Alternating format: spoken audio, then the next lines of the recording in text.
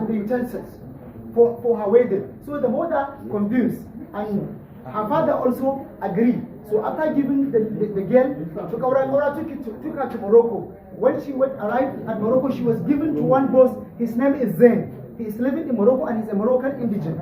She started working with him and spent about 1 year and 6 months. After spending 18 months there, then after several attempts, Zain have successfully raped her. After raping her, she was confused, devastated, and she was worried. Then there was one lady, her neighbor. She is from Niger. She is still working with her in one house close to the house. Then she confided in her that our boss have raped me. Do you have any advice for me? She said, I have an Android phone, but I used to hide it in my room. Do you have any number from your head? The lady, because she is an intelligent lady, and she has cried a number of one of her neighbors when she was in Nigeria. Then she wrote the number and they searched him in WhatsApp, they saw him, then they sent me a voice note. After sending me a voice note that this is what is happening, it is not greener from that side, it is only green when it is in Nigeria. But when they go to Morocco, they realize it is quickly. They realize that it is deceived. So after informing, then the voice note was the attention of Group 4 was the attention of Group 4 was made. You are repeating the scenario. Just go ahead or tell us. The attention of Group 4 has been drawn, and Group 4 write a report. Before writing a report and investigate and find that it was true, and it was informed all non-state actors. That is the FORMWAN, the NAPTIP, the IPAS, and the IOM. After contacting them, and they sent a letter from the NAPTIP to the Moroccan embassy, and after investigating, Zain was arrested. After arresting Zain, and Nadir has successfully arrested Kaura, and the girl was expatriated to Nigeria by OOM. That's the end of the report. Thank you. Thank you so much. But there is only one thing that you've missed, is that how you can tell the story. The emphasis is how you can tell the story and link her to the people. What you did is you tell how you can link that, how she was linked to this organization, how she was brought up, but how you can tell the story so that she can be heard. She can be, this organization would work on this. Yes, she needs to be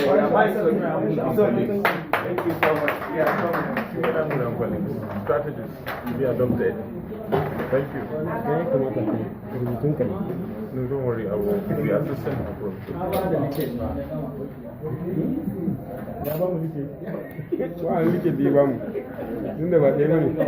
We have 3 minutes. Okay, 3 minutes to present.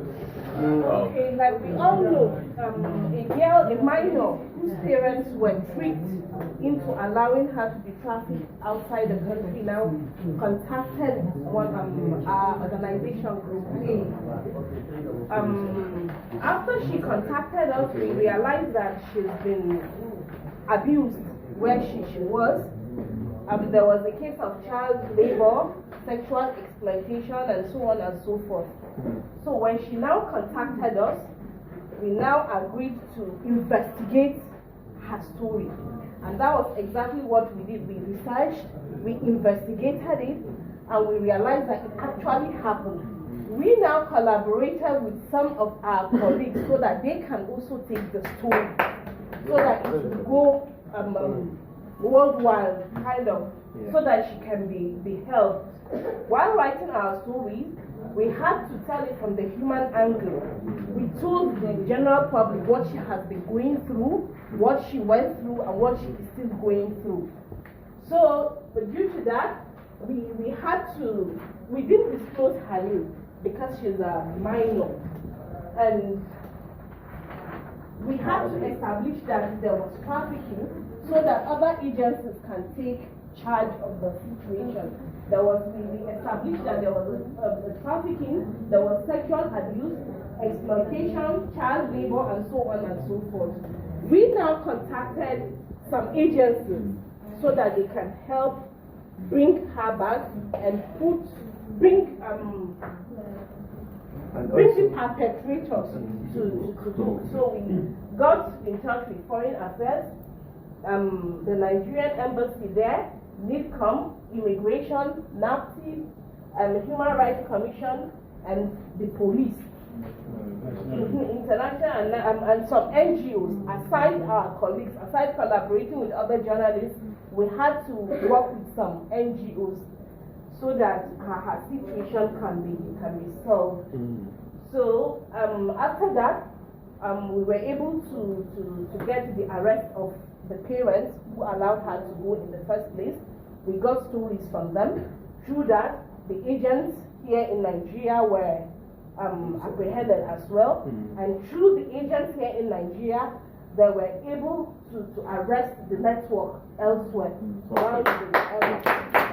This is superb. This is excellent, actually. This is very good.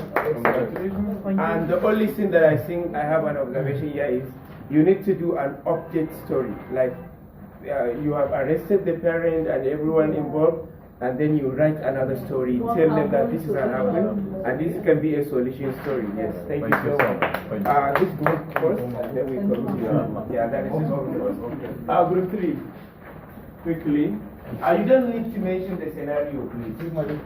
Just go on, you know the scenario.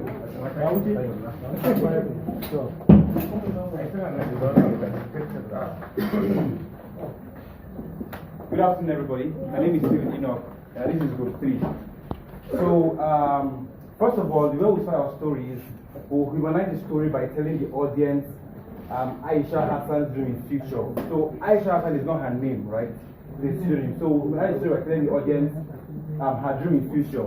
She wants to become a medical doctor, right?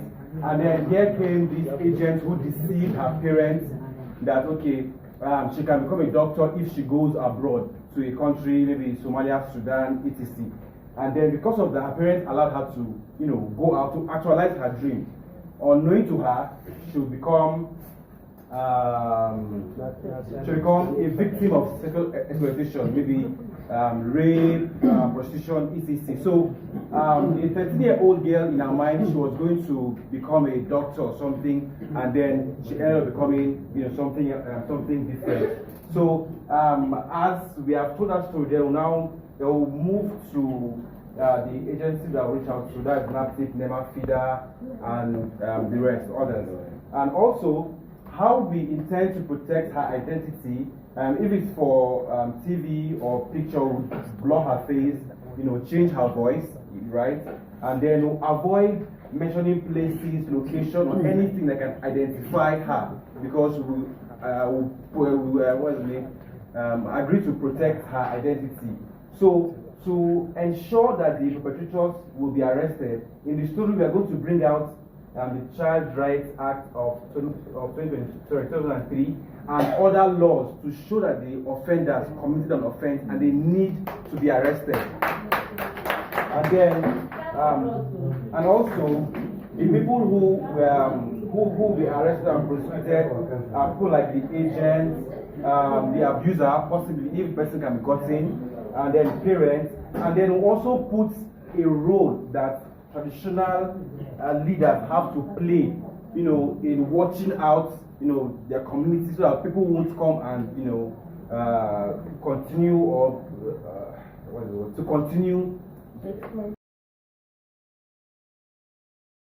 Last group, this is very good. Last group, especially mentioning the relevant laws. It's very important. Yes. So one thing you should all be picking these ideas for. It's not like just one group will be doing it. Like all of us, we are learning from ourselves. Yes.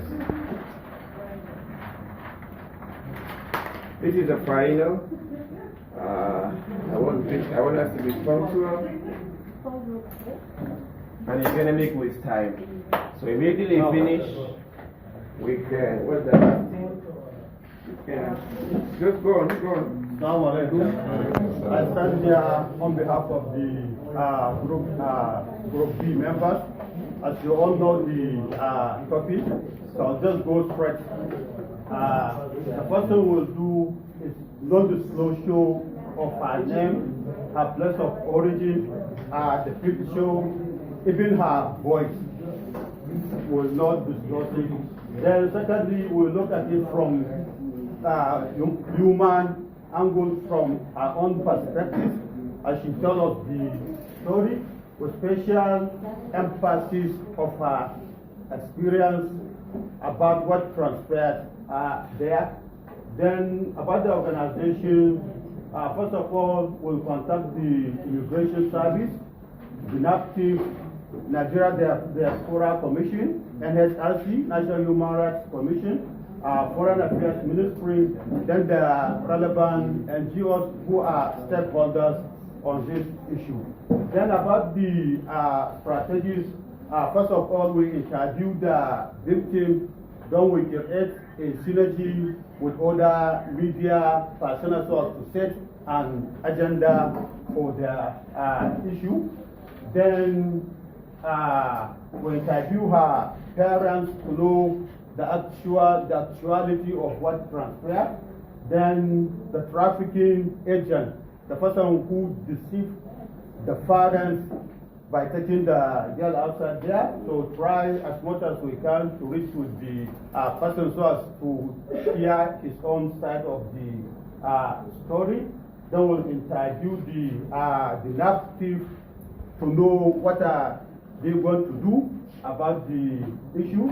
Then the relevant NGOs who are doing this type of work, and FORMWAN is there, that is leader FORMWAN. We are going to also contact them so as to add value on the issue. So about the people to be arrested, the trafficking or the traffic agent is the first person because he deceived the parents about allowing him to take the girl outside there. Then the parents, they are not supposed to allow a minor girl to be taken outside there. Thank you very much. Thank you so much. I think what the comment I should make, a major observation I should make here is that parents may be victims as well. So it's not always that we should arrest the parent. If the parents conspire for the trafficking, they should be involved. But if somebody comes and meet the parent and tell them that this is something that they will benefit of, he deceived them. It wasn't like they were willingly offering their child. There were even some situations that, even though they say ignorance is not an excuse in the law, but there are situations when innocently somebody will give out his daughter, thinking that is a good way for her. So that is totally different from exploiting a girl, just giving her away. So try to know how you can tell the story. There are some ways, when you interview a person, you will realize whether he was being deceived, either by the trafficker, or the agent, or by the society, or is it just a level of ignorance, a certain level of ignorance. But if he is one of the perpetrators, so mention in the story that the parent, you don't even have to mention, you are not even a law enforcement agent.